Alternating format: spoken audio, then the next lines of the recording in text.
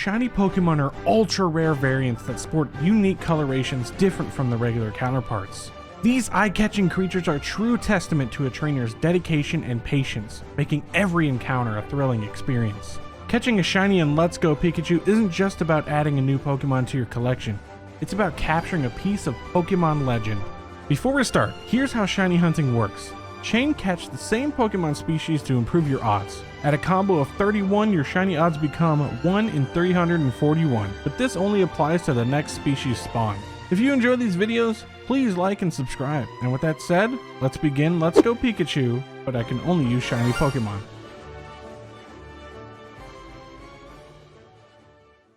The game starts off with Professor Oak parading his non-shiny Pokemon like they're hot stuff. Bless his heart, someone should tell him it's not 1996 anymore. I'm after cooler Pokemon.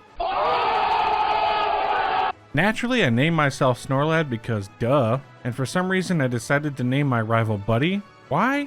No clue, but hey, it works. I wake up and just as I'm about to head downstairs, Buddy crashes into my room like a stampeding Tauros. Good morning to you too, I guess. I make my way outside to find Professor Oak hanging out with some Pidgey, when out of nowhere a random non-shiny Pikachu shows up out of the tall grass. I catch it, but the Pokeball starts moving like it's got a mind of its own. Did I just capture a Pokemon or a magic trick gone wrong? The professor and I chase it into his lab only to find Buddy standing there, scratching his head like he's trying to solve an algebra equation with a fork. The Pikachu busts out of the Pokeball, practically begging to join me, so I named it Not Shiny. The professor then hands Buddy and me a Pokedex like, here, go catalog the world while you're at it. After that, I start to make my way through Route 1 to Viridian City to pick up a package for the professor.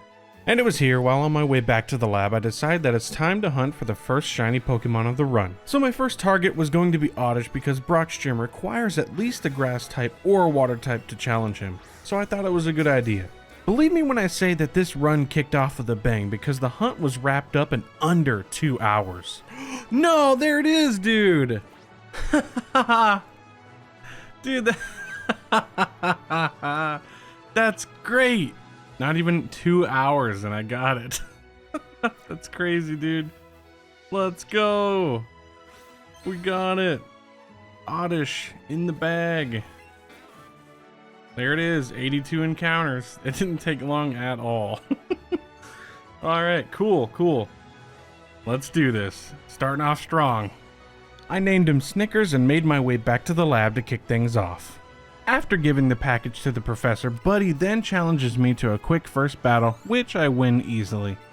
I then decide to head through Viridian Forest and make my way to the Pewter City Gym to face Brock. Face to face with Brock, I was confident I was gonna win.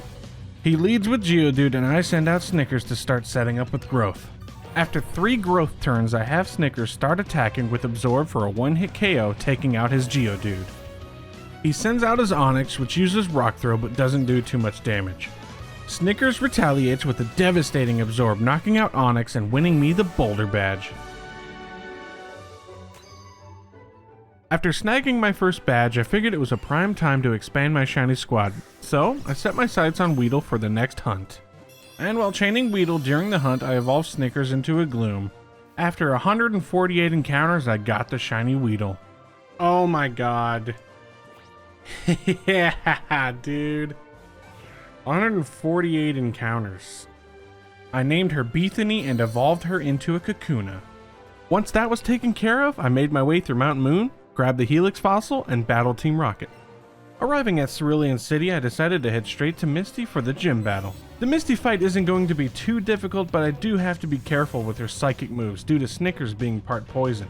Misty starts off the battle with her Psyduck and I lead with Snickers. I have Snickers start to set up with Growth, increasing its damage stats. Psyduck then uses a super effective Confusion, but it didn't do a lot of damage. The following turn I use Sleep Powder, putting Psyduck to sleep. After that I use Growth one more time for good measure. Psyduck wakes up and hits Snickers with another Confusion, but luckily it was another low damage roll. After that I decided it was time to go on the offensive and use a Razor Leaf for the knockout. She sends out her Starmie, which outspeeds us and hits us with the skull, doing minimal damage. One more Razor Leaf slices through, taking out her Starmie, and in the process defeating Misty and her Water-type Pokemon. After the battle, Bethany evolved into a Beedrill, and I gotta say, that is one cool shiny. I talked to Misty right after, and she awards me with a Cascade badge, earning my second one for the run, plus the TM for Scald. After Misty's gym, I head towards Nugget Bridge and defeat my rival once more. I helped Bill return to his human form and he gives me 2 SS tickets for my troubles. Buddy then bumps into me while on my way to Vermilion City and I give him one of the extra tickets because I'm a nice guy. Arriving at Vermilion City, it was time once again to hunt for another shiny Pokemon, and my next target was Diglett for the obvious ground typing for the next gym. There he is, dude! Yes! I got him. Well, I still have to catch him. 116 catches.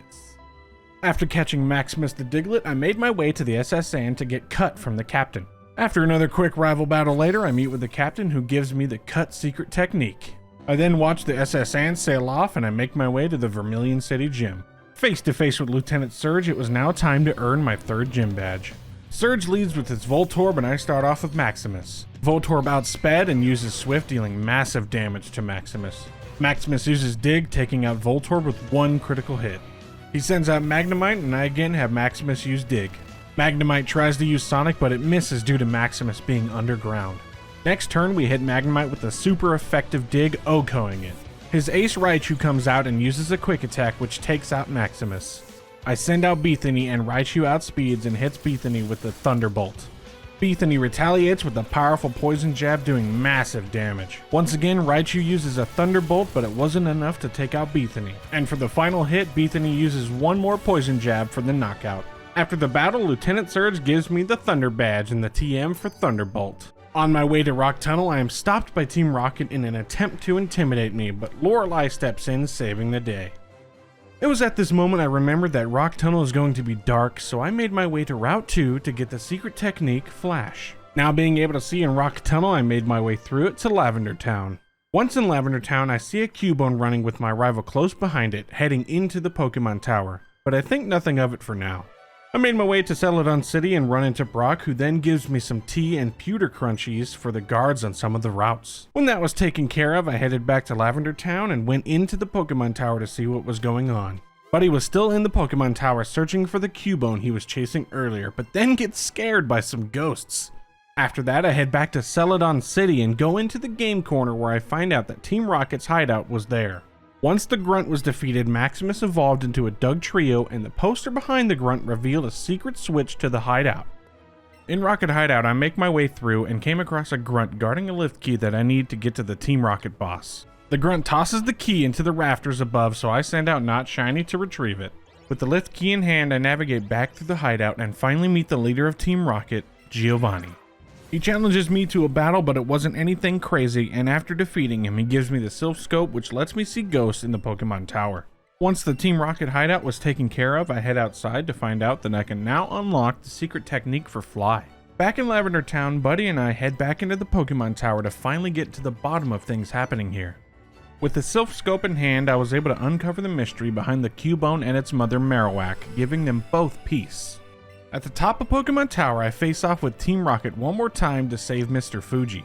After saving Mr. Fuji from Team Rocket, he awards me with the Poke Flute, which will allow me to continue my journey. I arrive in Fuchsia City and unlock the secret technique for Surf and get the gold teeth from Team Rocket. After that, I grab a Leaf Stone and evolve Snickers into a Vileplume, and at this point, I figure it's time to shiny hunt. My next target was Poliwag because I needed a bit more coverage, and man, this was a long hunt. Oh my god. That's it. Oh my god. I didn't see it for a second. I was like, what is that? I was like, that's a little different. The crazy thing is, I'm watching Alpharad's video, and he just caught that. This has been a long time. This was the longest hunt so far. 428 encounters. A little bit over odds, but we got him. We got Swirly.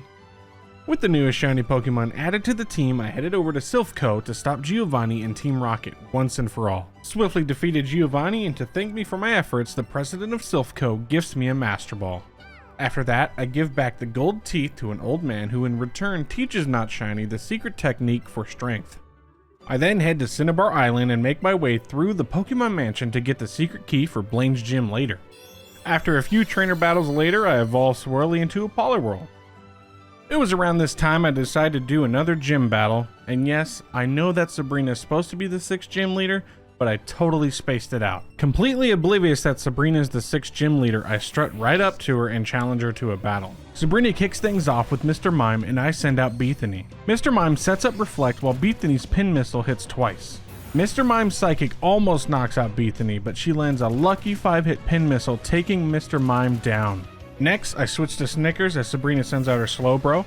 Snickers uses Toxic to poison Slowbro, who responds with a yawn, making Snickers drowsy.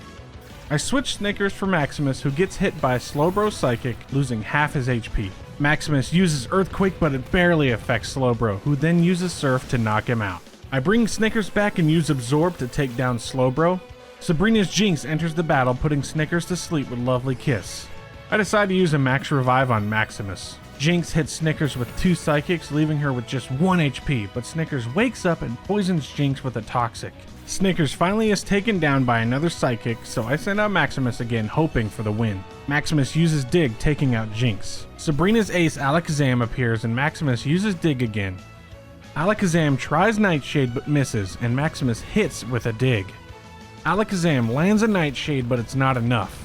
Maximus finishes off the battle with an Earthquake, securing the victory. Now that Sabrina is defeated, I get the Marsh Badge and I decide to go battle another gym leader, and this time it's an order. With that said, I head over to Celadon City to face Erica, the Grass gym leader. Erica leads with her Tangela and I start off with Swirly. I have Swirly use Ice Beam, but since he's a physical attacker, it didn't do much. Tangela uses a super effective Mega Drain, knocking out Swirly. I have Snickers come in and use Moonblast, taking out Tangela and her Weeping Bell. She sends out her ace and Snickers and her Vileplume trade Moonblast until Snickers takes it down, winning the Rainbow Badge. Got a high five from Not Shiny and evolved Swirly into a Poliwrath. After all the excitement, it was time for a break from gym battles, so I decided to hunt for the newest shiny Pokemon. I tried to chain Charmander, but it was a nightmare, so I settled for Growlithe instead, which turned out to be a much better idea because I got him really quick. There he is, dude! We got him. Heck yeah. Oh my god, I was just sitting here eating a Snickers. Oh my god. I knew it was going to happen while I was eating a Snickers. 305 encounters. Technically 306. I named him Orion, then trained him up and evolved him into an Arcanine. I wish I could say the next 2 gym battles were anything crazy, but my team was a bit over-leveled at this point, so they weren't really much of a challenge. Having 7 gym badges, I head back to the professor's lab and he teaches me about Mega Evolutions, but I didn't really use it at all. At this point, I knew that the run was coming to an end, so I decided to hunt for the final shiny team member of the run. Shiny, baby! Let's go! There it is! Yeah, baby! That's what we've been looking for! Yeah, baby! That's what I've been waiting for! After I added Nugget to the team, I trained to evolve him and get him at least to level 45. It was now time to battle Giovanni, who is the final gym leader. Giovanni's gym battle wasn't anything to write home about and quickly swept with Swirly, who swiftly became my best team member at this point. I then made my way through Victory Road, solving the switch puzzles and battling trainers. Finally arriving at the Indigo Plateau, the realization hit me like a thunderbolt. This was it. Every hour spent shiny hunting, every battle fought, and every challenge overcome had led to this climactic moment. Victory lay just beyond the towering gates ahead. The Elite Four and the champion of the Kanto region stood between me and the ultimate triumph. The air clacked with anticipation as I took a breath and stepped forward, ready to face the greatest test of my journey. The Elite Four. The Ice-type specialist Lorelei was up first. Orion uses a couple of crunches, taking out Dugong. She sends out Cloyster only for it to go down to Swirly. Jinx comes out with a powerful Psychic but goes down to Flare Blitz. Her Slowbro is sent out, but after 2 Earthquakes and a Waterfall, it's defeated.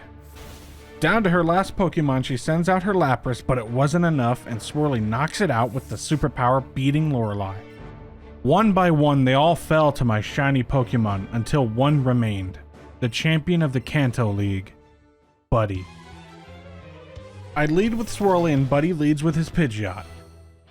Buddy then Mega Evolves Pidgeot, but Swirly outspeeds and hits it with an Ice Punch.